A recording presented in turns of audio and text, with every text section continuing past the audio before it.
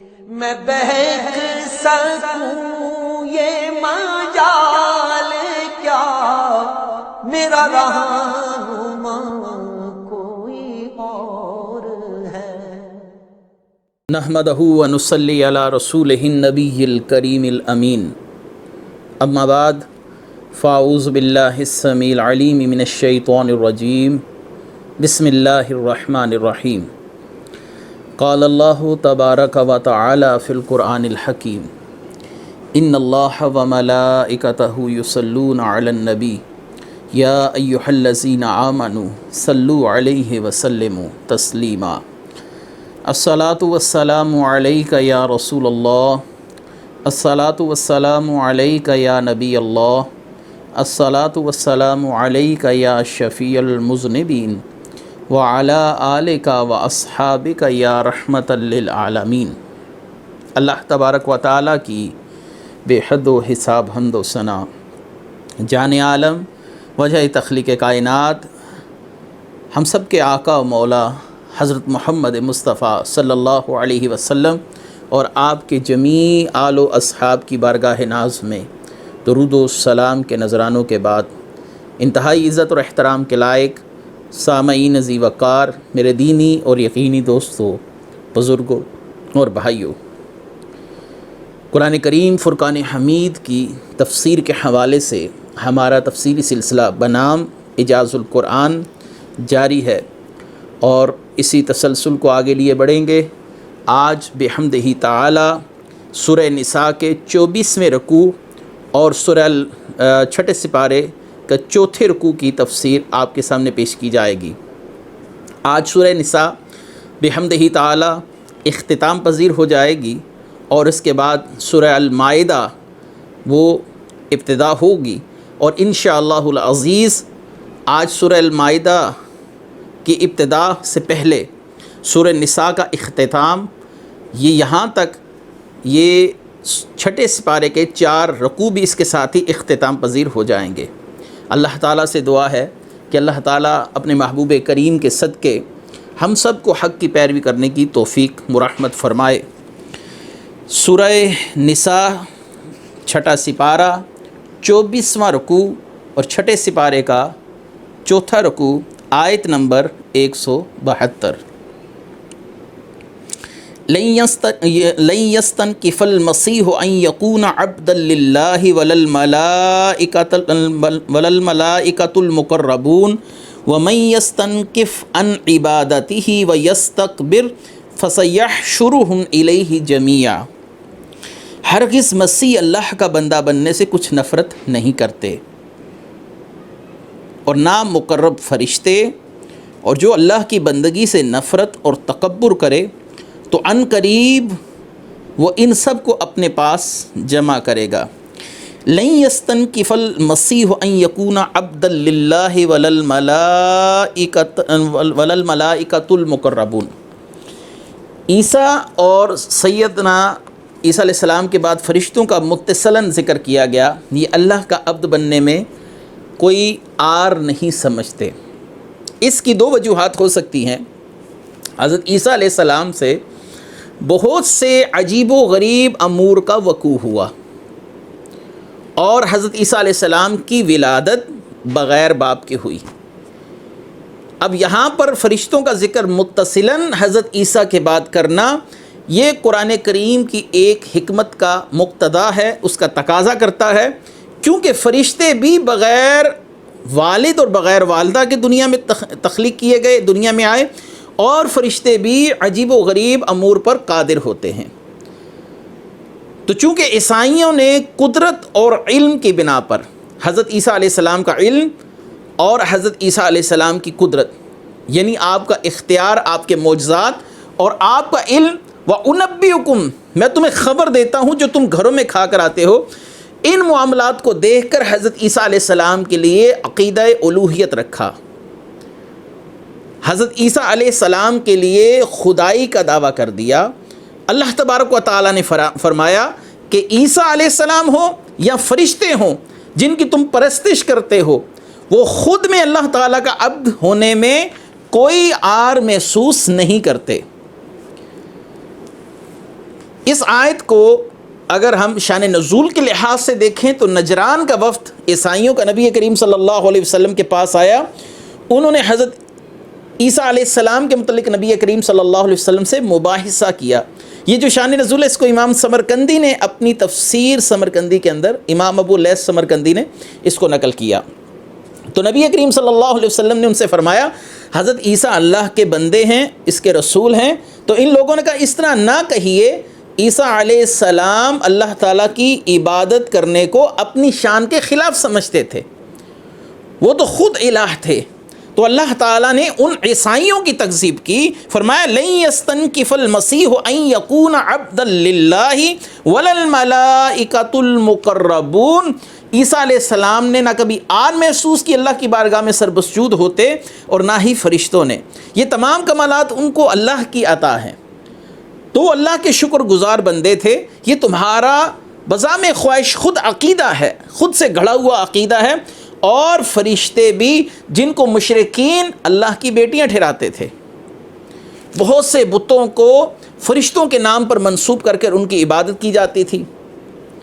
ان کو مظاہر کائنات کے اندر مستقلاً الوہیت کا درجہ دیا جاتا تھا. حضرت عیسیٰ کو اللہ کا بیٹا ٹھہرایا گیا اور فرشتوں کو اللہ کی بیٹیاں ٹھہرایا گیا، اور اولاد باپ کا جز ہوتی ہے. اللہ تعالیٰ نے اس مقام پر اسی شے کی نفی فرمائی، وَلَا الْمَلَائِكَةُ الْمُقَرَّبُونَ، فرشتے بھی اللہ کا عبد ہونے میں آر محسوس نہیں کرتے. وَمَن يَسْتَنقِفْ عَنْ عِبَادَتِهِ وَيَسْتَكْبِرْ فَسَيَحْشُرُهُمْ إِلَيْهِ جَمِيعًا. نہ مسیح اللہ کا بندہ بننے سے کچھ آر محسوس کرتے ہیں، نہ آر کرتے ہیں، نہ مقرب فرشتے. جو اللہ کی بندگی سے نفرت و تکبر کرے تو عنقریب وہ ان سب کو اپنے پاس جمع کرے گا. یہ کیسے ممکن ہے کہ یہ انعام یافتہ لوگ جن سے جنت کا وعدہ ہو چکا، وہ کسی ایسے عمل کا ارتکاب کریں جو اللہ کے نافرمانوں کا معاملہ ہو؟ اللہ تعالیٰ نے فرمایا اللہ ان نافرمانوں کو اکٹھا کرے گا جو اللہ کی عبادت سے، اللہ کی عبدیت میں آر محسوس کرتے ہیں. یہ دونوں انعام یافتہ لوگوں میں شامل ہیں، اللہ تعالیٰ کے مقربین ہیں. لہٰذا ان دونوں کے لیے یہ عقیدہ رکھنا یہ بے وقوفی ہے اور عقل سے دور کی بات ہے. اللہ تبارک و تعالیٰ نے ارشاد فرمایا فَأَمَّا الَّذِينَ آمَنُوا وَعَمِلُوا الصَّالِحَاتِ فَيُوَفِّيهِمْ أُجُورَهُمْ وَيَزِيدُهُمْ مِنْ فَضْلِهِ وَأَمَّا الَّذِينَ اسْتَنْكَفُوا وَاسْتَكْبَرُوا فَيُعَذِّبُهُمْ عَذَابًا عَلِيمًا وَلَا يَجِدُونَ لَهُم مِّن دُونِ اللَّهِ وَلِيًّا وَلَا نَصِيرًا. تو وہ جو ایمان لائے اور انہوں نے اچھے عمل کیے تو اللہ انہیں ان کے پورے اجر عطا فرمائے گا اور انہیں اپنے فضل سے اور زیادہ دے گا. اور وہ جنہوں نے نفرت اور تکبر کیا تھا انہیں دردناک عذاب اور سزا دے گا. وہ اللہ کے سوا نہ اپنا کوئی حمایتی پائیں گے نہ ہی مددگار. فَأَمَّا الَّذِينَ، تو جو لوگ ایمان لائے وَعَمِلُوا الصَّالِحَاتِ، ایمان لانے کے بعد عمل صالح کا ذکر. اس کا مطلب ہے عمل صالح اس وقت انسان کو فائدہ دیتا ہے جب انسان مومن ہو، نبی کریم صلی اللہ علیہ وسلم کی اطاعت کرنے والا ہو. اگر کوئی غیر مسلم ہے اور عمل صالح کرتا رہا، اس کا کوئی عمل صالح اس کو فائدہ نہیں دے گا. عمل صالح کی قبولیت کے لیے شرط اول ایمان ہے، جیسا کہ یہاں پر ترتیب ہے کہ جن لوگوں نے ایمان لایا اور عمل صالح کیے فَيُوَفِّيهِمْ أُجُورَهُمْ، اللہ تعالیٰ انہیں اجر دے گا. اجر کس چیز پر مرتب ہوگا؟ پہلے ایمان لایا پھر عمل صالح کیے. وَيَزِيدُهُم مِّن فَضْلِهِ، اور اللہ اپنے فضل سے مزید ان کو عطا فرمائے گا. وَأَمَّا الَّذِينَ اسْتَنْكَفُوا وَاسْتَكْبَرُوا فَيُعَذِّبُهُمْ عَذَابًا عَلِيمًا، اور وہ جنہوں نے نفرت اور تکبر کیا تھا اللہ تعالیٰ انہیں دردناک عذاب دے گا جو اللہ کی عبادت سے آر محسوس کرتے رہے، اللہ کی بارگاہ میں سربسجود نہ ہوئے. مشرکین کا بیان ہے، دیگر مذاہب کا بیان ہے جو اللہ کی عبادت سے سرکشی کے راستے پر چلتے رہے، اللہ تعالیٰ کی عبادت سے باغی رہے. اللہ تعالیٰ نے فرمایا ان کے لیے دردناک عذاب ہے. اور مزید فرمایا وَلَا يَجِدُونَ لَهُم مِّن دُونِ اللَّهِ وَلِيًّا وَلَا نَصِيرًا، یعنی اللہ کے عذاب سے وہ کسی بچانے والے کو نہیں پائیں گے. تو معلوم ہوا کہ قیامت کے دن مددگار کا نہ ہونا، شفیع کا نہ ہونا، یا کسی کی طرف سے کسی قسم کی معاونت کا نہ پایا جانا، یہ کفار کے لیے ہے۔ الحمدللہ مومنین کے لیے نبی کریم صلی اللہ علیہ وسلم بھی شفاعت فرمائیں گے، قرآن بھی شفاعت کرے گا، بیت اللہ بھی شفاعت کرے گا، نمازیں بھی شفاعت کریں گی، قرأت قرآن بھی شفاعت کرے گی، نیک اعمال بھی شفاعت کریں گے، علماء بھی شفاعت کریں گے، اولیاء بھی شفاعت کریں گے، مدد کریں گے۔ تو مددگار کا نہ ہونا کس کے لیے ہے؟ یہ منافقین کے لیے ہے، مشرقین کے لیے ہے، کفار کے لیے ہے۔ بہت سے لوگ ان آیات کا مصداق نعوذ باللہ اہل ایمان کو قرار دیتے ہیں کہ اللہ کے علاوہ وہ کسی کو مددگار نہیں پائیں گے، اللہ کے علاوہ کسی کو مددگار نہیں پائیں گے۔ اس کا مطلب کیا ہے؟ اللہ تبارک و تعالی ان کے لیے کوئی مددگار نہیں رہنے دے گا، ان کے لیے کوئی شفاعت قبول نہیں کی جائے گی کسی کی۔ نبی کریم صلی اللہ علیہ وسلم کی شفاعت کبریٰ کا عقیدہ یہ امت مسلمہ کا مسلمہ عقیدہ ہے، اور تمام کی تمام احادیث کا نچوڑ میں نے آپ کے سامنے چند باتوں میں عرض کر دیا کہ رسول اللہ صلی اللہ علیہ وسلم کی بھی شفاعت ہے، بیت اللہ کی بھی شفاعت ہے، حجر اسود کو جس شخص نے چھوا، استلام کیا، یہ اس کی بھی شفاعت کرے گا، اس کو پہچانتا بھی ہوگا۔ لہٰذا عقیدہ شفاعت اہل ایمان کے لیے ہے، اور ایسی آیات جہاں پر کسی مددگار کی نفی کی گئی اور کسی مدد کی نفی پائی گئی تو اس سے مراد کفار ہوں گے، نہ کہ مسلمان۔ اللہ تبارک و تعالیٰ نے ارشاد فرمایا یا ایھا الناس قد جاءکم برہان من ربکم وانزلنا الیکم نورا مبینا، اے لوگو بے شک تمہارے پاس تمہارے رب کی طرف سے واضح دلیل آ گئی اور ہم نے تمہاری طرف روشن نور نازل کیا۔ یا ایھا الناس میں خطاب تمام انسانیت کے ساتھ ہے، اس میں اہل کتاب بھی ہیں، کفار بھی ہیں، اہل ایمان بھی ہیں۔ قد جاءکم برہان من ربکم، تمہارے پاس رب کی برہان آ گئی۔ یہاں پر برہان سے مراد نبی کریم صلی اللہ علیہ وآلہ وسلم کی ذات والا صفات ہے۔ وانزلنا الیکم نورا مبینا، اور اللہ نے تم پر ایک روشن نور نازل کیا، اس سے مراد کتاب مبین ہے، یعنی کتاب اللہ قرآن مجید ہے۔ اس آیت کے معارف پر گفتگو کرتے ہیں۔ یا ایھا الناس، اے لوگو، یہاں پر خطاب صرف ایمان والوں سے نہیں ہوا، یا ایھا الناس میں رسول اللہ صلی اللہ علیہ وسلم کی رسالت عامہ کا ذکر ہے۔ آپ میں ارسلت الی الخلق کافہ، میں اللہ کی ساری مخلوق کا نبی ہوں۔ تو یا ایھا الناس، اے لوگو، تمہارے پاس آ گئی، یہاں پر اہل ایمان سے خطاب نہیں، یہاں پر کسی خاص قوم سے خطاب نہ کیا گیا، یعنی رسول اللہ صلی اللہ علیہ وسلم کی رسالت عامہ کو بیان کیا گیا کہ رسول اللہ کی بعثت تمام انسانیت کے لیے ہے۔ جیسے فرمایا لِیَکُونَ لِلْعَالَمِینَ نَذِیرًا، آپ کو ہم نے عالمین کے لیے نذیر بنا کر بھیجا۔ یہاں پر برہان کا ذکر اور پیچھے ناس کا ذکر ہے، تو ان دونوں کے آپس میں کیا مطابقت ہے؟ اصل میں برہان معجزے کو، نشانی کو کہا جاتا ہے، دلیل کو کہا جاتا ہے۔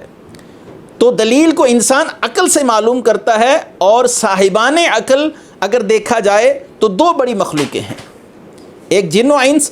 اب یہاں پر اللہ تبارک و تعالیٰ نے جو ناس کہا، خاص کر یہاں پر پہلا خطاب انسانوں کے ساتھ کیا گیا، اور اسی ضمن میں جنات کو بھی شامل کیا گیا، جیسے ہے قل اعوذ برب الناس ملک الناس الہ الناس، تو وہاں پر بھی اللہ تبارک و تعالیٰ نے لفظ ناس کا استعمال کیا۔ بہرحال اللہ نے فرمایا یا ایھا الناس قد جاءکم برہان من ربکم، اے لوگو، تمہارے پاس تمہارے رب کی طرف سے واضح دلیل آ گئی۔ انبیاء کو اللہ تعالیٰ نے معجزات دے کر ان کی نبوت اور رسالت کی تائید کروائی، اور یہاں پر فرق ملحوظ خاطر رہے کہ نبی کریم صلی اللہ علیہ وسلم کو اللہ نے سر سے لے کر پاؤں تک معجزہ بنا کر بھیجا، اسی لیے مطلقاً فرمایا اے محبوب ہم نے آپ کو برہان بنا کر بھیجا، یہ نہیں کہ براہین کے ساتھ بھیجا، فرمایا برہان ہی بنا کر بھیجا۔ تو اس کا مطلب آپ صلی اللہ علیہ وسلم اپنے سر اقدس کے بالوں سے لے کر پاؤں مبارک کے نالین تک برہان ہیں، اللہ تعالیٰ کی نشانی ہے، بہت بڑا معجزہ ہے۔ اگر آپ صلی اللہ علیہ وسلم کے منہ مبارک یعنی سر کے بال مبارک ہوں، داڑھی مبارک کے بال مبارک ہوں، اگر ان کی کرامت دیکھنی ہو تو خالد بن ولید اپنی ٹوپی کے اندر رکھ کر ان منہ مبارک کو فتح حاصل کرنے کا سبب سمجھتے تھے۔ یہی منہ مبارک امہات المومنین اگر پانی میں گھول کر کسی مریض کو پلا دیتی تو اس کو اللہ تعالیٰ شفا عطا فرماتا۔ نبی کریم صلی اللہ علیہ وسلم کی آنکھیں، آپ صلی اللہ علیہ وسلم کی چشم مبارک، نبی کریم صلی اللہ علیہ وسلم زمین پر ہوں اور آپ صلی اللہ علیہ وآلہ وسلم جنت پر، 7 آسمانوں پر، زمین کی تہہ کے نیچے جہنم کے اندر ہر شے کا مشاہدہ فرما رہے ہوتے تھے۔ آپ صلی اللہ علیہ وآلہ وسلم کی اگر ناک مبارک کی بات کی جائے تو آپ نے مدینہ میں بیٹھ کر قرن سے سیدنا اویس کرنی رضی اللہ تعالیٰ عنہ کی خوشبو سونگھ لی، جیسا کہ تفسیر روح البیان میں بڑا تفصیل کے ساتھ واقعہ ہے۔ آپ کے لب مبارک کی بات کی جائے تو ان لبوں سے نکلنے والی ہر بات کن کی کنجی ہے، یعنی آپ کی زبان اقدس سے بات نکلی، ان لبوں سے بات نکلی، وہ وحی الہی ہے اور قانون قدرت ہے۔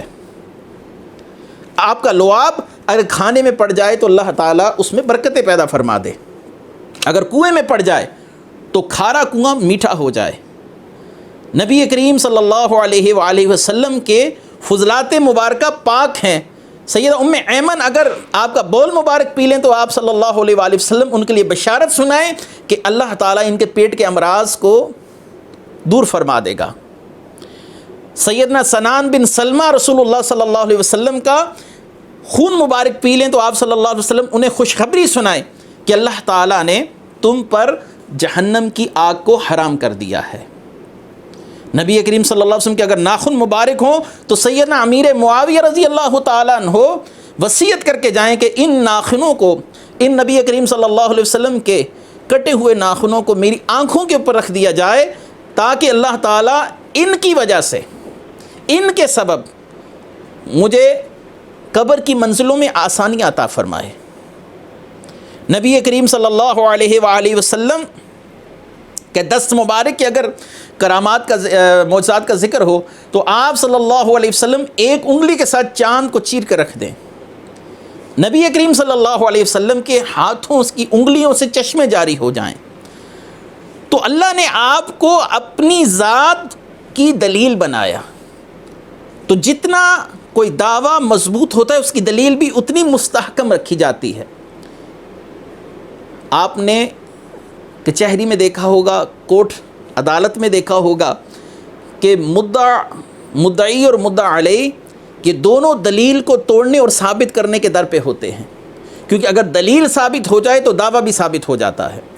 تو اللہ تعالیٰ نے یہاں پر اپنی ذات و صفات کی دلیل مصطفیٰ کریم صلی اللہ علیہ وسلم کو بنایا، اور یہ کسی انسان کی بنائی ہوئی دلیل نہیں ہے۔ اللہ نے فرمایا ہم نے آپ کو برہان بنا کر بھیجا، اور برہان معجزے کو بھی کہا جاتا ہے، نشانی کو بھی کہا جاتا ہے۔ نبی کریم صلی اللہ علیہ وسلم سر سے لے کر پاؤں تک معجزہ ہے، اور معجزہ اسے کہتے ہیں جس کی مثال لانے سے دوسرے لوگ عاجز ہو جائیں۔ اس سے ثابت ہوا کہ رسول اللہ صلی اللہ علیہ وسلم کی مثل ہونا بھی یہ ناممکن ہے،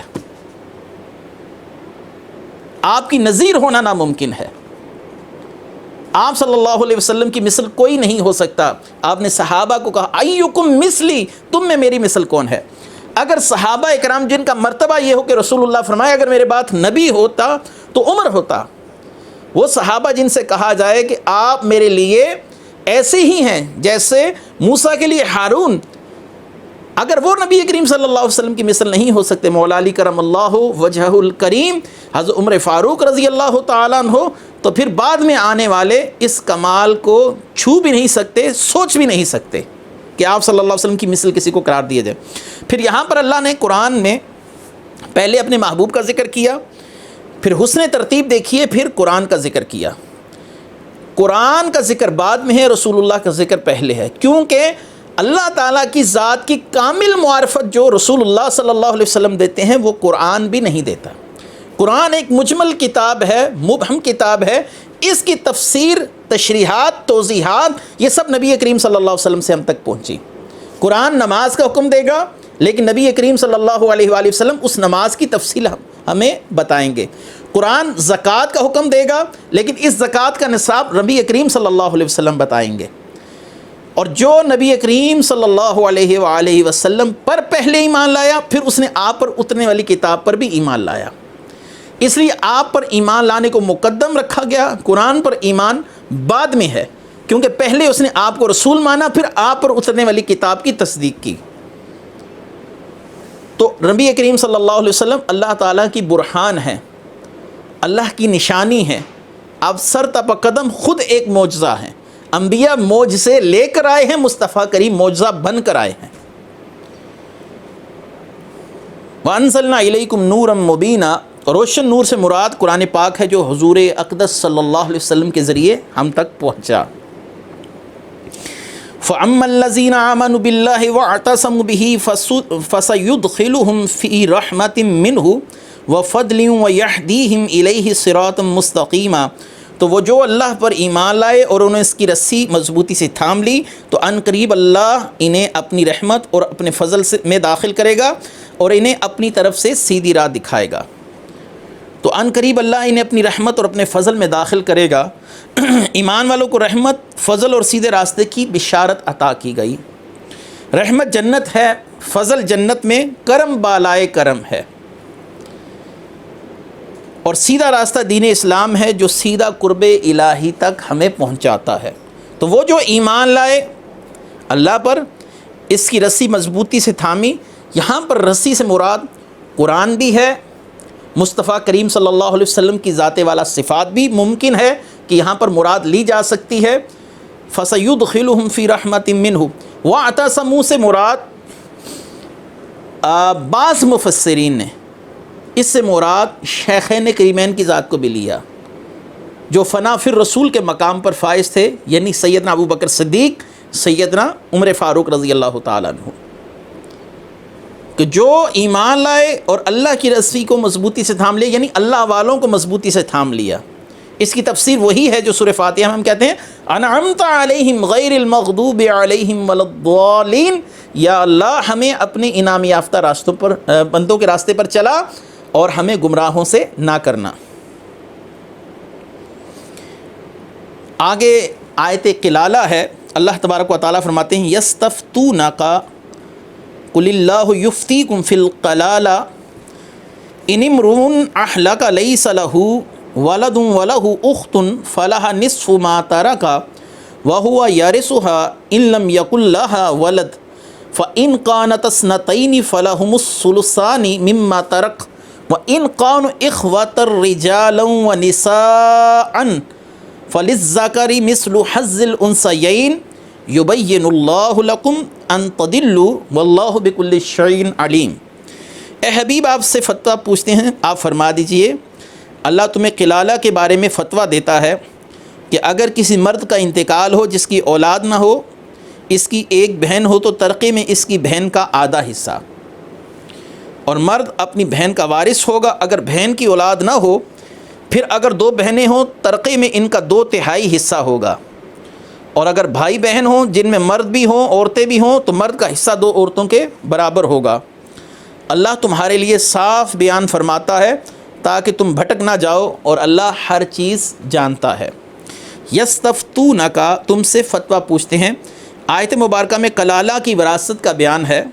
کلالہ اس کو کہتے ہیں کہ جو اپنے بعد نہ باپ چھوڑے نہ اولاد، یعنی ایسا فرد جس کا نہ باپ ہو نہ اولاد، ایسی میت۔ اس آیت کی شان نزول کے متعلق امام مسلم اور امام بخاری جو واقعہ نقل کیا وہ سیدنا جابر بن عبداللہ انصاری رضی اللہ تعالیٰ عنہ کے متعلق ہے کہ آپ بیمار تھے، نبی کریم صلی اللہ علیہ وسلم حضرت صدیق اکبر رضی اللہ تعالیٰ عنہ کے ساتھ آپ کی عیادت کے لیے تشریف لائے۔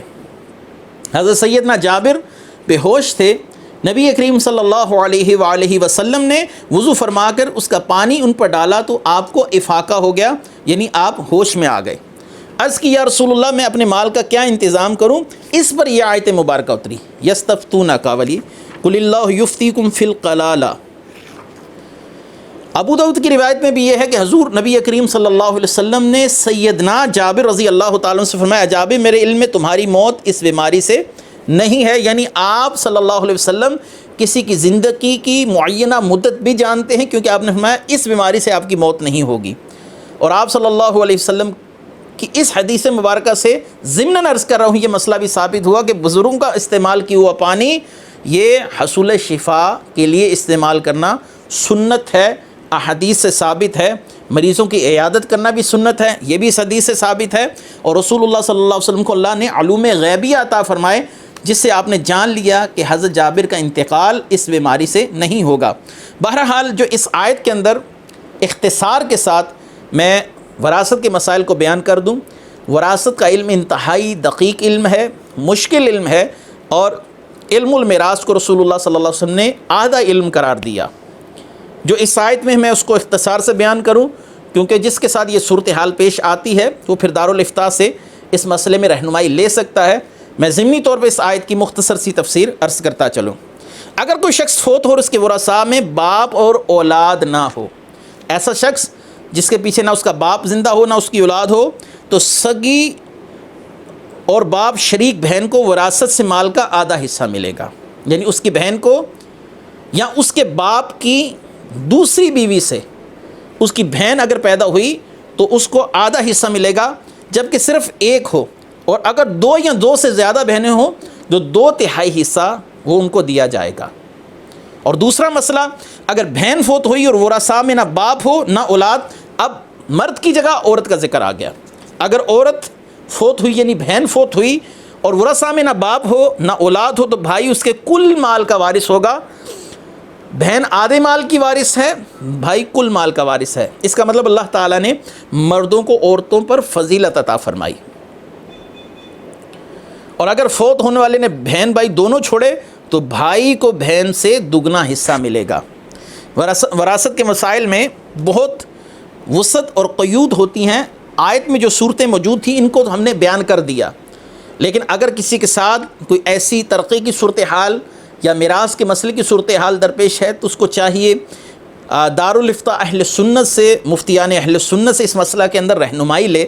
تو یہ وراثت کے متعلق جو مختصر سا معاملہ تھا وہ میں نے عرض کر دیا کہ اس کے صورتحال کے پیش نظر یہ احکام بدلتے رہتے ہیں کہ اگر میت چلی گئی اس دنیا سے، کوئی شخص فوت ہو گیا، اس کا ماں باپ زندہ ہیں لیکن اولاد نہیں تو احکام کچھ اور ہیں، اور اگر ماں زندہ ہے باپ نہیں تو احکام کچھ اور ہیں، اور اگر اولاد ہے ماں باپ نہیں اور بیوی ہے تو احکام کچھ اور ہیں، اور اگر اخیافی بہن بھائی ہیں، ماں شریک ہیں باپ شریک ہیں، تو دونوں کے احکامات جدا جدا ہیں۔ علاتی اور اخیافی کے احکام الگ الگ ہیں، جدا جدا ہیں، ہر صورتحال کا تقاضا جدا گانا ہے۔ پھر مال کی تقسیم اور مال کے اندر جو بھی حصہ بنے گا ترقے کا، وہ اس وقت کی صورتحال کے مطابق ہوگا جس کو دارالافتاء آپ کی رہنمائی کے لیے بیان کر دے گا۔ اللہ تبارک و تعالی ہماری اس تفسیر کو جو سورہ نساء کی ہم نے مکمل کی، اس کو اپنی بارگاہ میں قبول فرمائے۔ ہم انسان ہیں، ہم سے کئی مقام پر غلطیاں کوتاہیاں ہونا ممکن ہے۔ اللہ تبارک و تعالی ہماری ان غلطیوں کوتاہیوں کو لغزشوں کو معاف فرمائے، اور ہمیں سورہ المائدہ کی تفسیر اسی طرح بحسن طریقے مکمل کرنے کی توفیق عطا فرمائے۔ سورہ نساء آج ختم ہوئی، اور سورہ نساء کے 24 رکوع تھے، ایک بہت بڑی سورت تھی۔ بحمدہ تعالی اللہ نے توفیق دی، ہم نے چھٹے سپارے میں آ کر اس کے 4 رکوعوں کے ساتھ سورہ نساء کو اختتام پذیر کر دیا۔ سورہ مائدہ انشاءاللہ العزیز اگلے درس میں سورہ مائدہ کا ایک مختصر سا تعارف ہوگا، اس صورت کے اندر کیا کہ اللہ تبارک و تعالی نے بیان کیا ہے، جانوروں کے احکام ہیں، حضرت عیسیٰ علیہ السلام کے واقعات ہیں، وغیرہ وغیرہ، اور انشاءاللہ اگلے درس میں اس کی تفصیل کے ساتھ ہم گفتگو کریں گے۔ اور اسی میں وہ آیت ہے جس کے لیے یہود و نصارہ کہتے تھے اگر یہ آیت ہم پر نازل ہوتی تو ہم اس کو اپنے لیے عید کا دن مقرر کرتے۔ سورہ مائدہ کی آیت نمبر 3 ہے، اور اس کے علاوہ اس کی فضیلت بھی ہے، اس سورت کی اس کے فضائل و مناقب بھی بہت سے احادیث میں بیان ہوئے ہیں۔ انشاءاللہ وہ ہم اپنے اگلے درس میں لے کر پیش ہوں گے۔ جو اس سورہ نساء کو ہم نے ختم کیا اور اختتام پذیر کر کر اگلی سورت کی طرف جا رہے ہیں، اللہ تعالی ہماری اس کاوش کو اپنی بارگاہ میں قبول فرمائے۔ وآخر دعوانا ان الحمد للہ رب العالمین۔ میں بہک سکوں یہ مجال کیا، میرا رہا